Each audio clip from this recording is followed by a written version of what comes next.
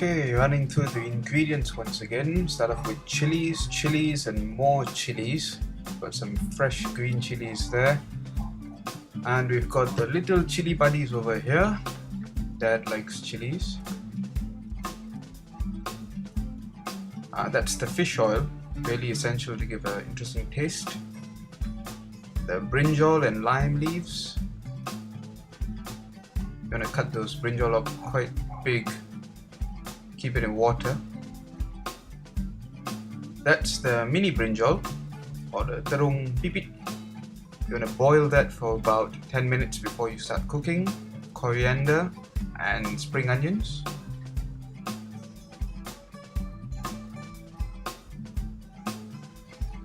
This is your asam.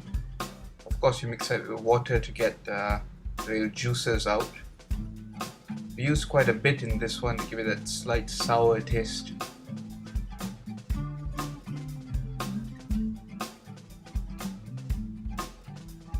These are your main ingredients right there to create the paste.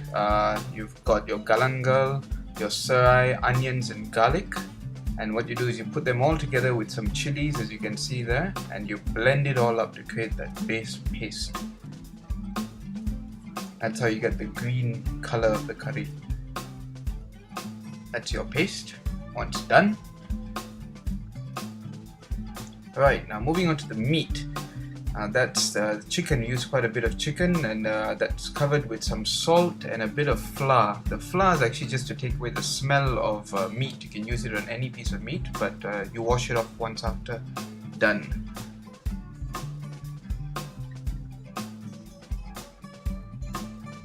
Get started, what you actually want to do is keep some of those bits aside, and you're going to start frying those in a little bit of oil, saute actually.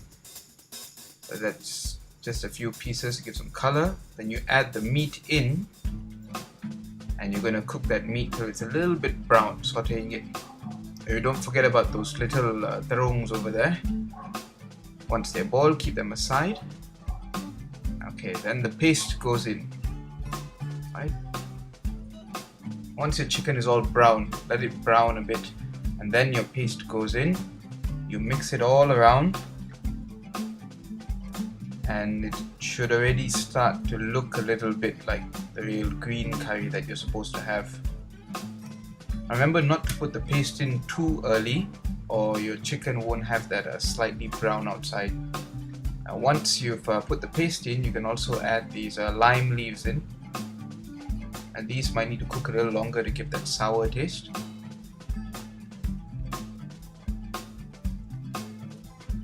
And of course, to add on to that sour taste, you want to put your asam in.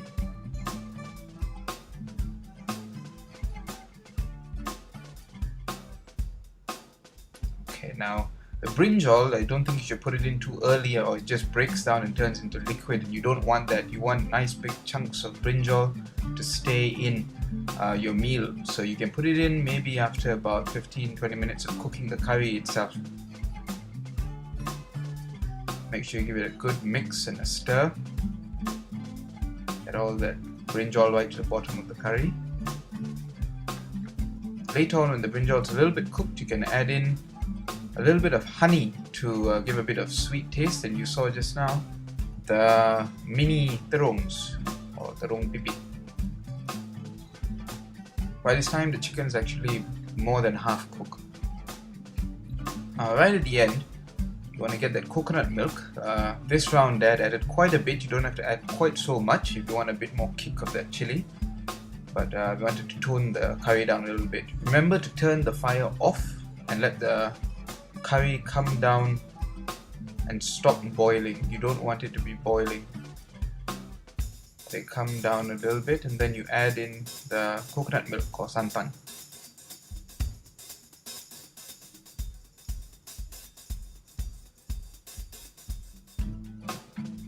Don't worry, the santan didn't have any cholesterol according to the box.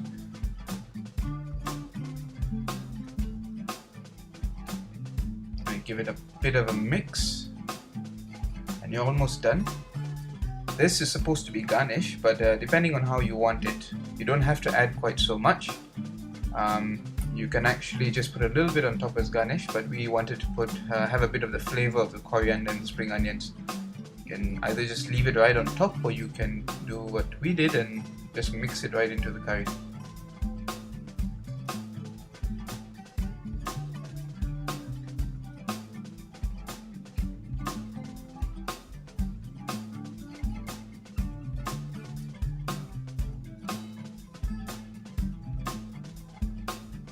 Remember, the fire is still off at this point. And once it's all good and mixed up, you just have to put the lid back on and let it sit for a while to let that santan seep in.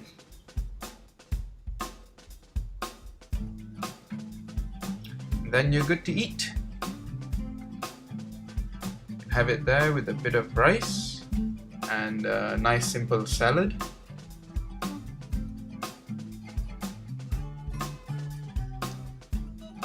There we go. Enjoy.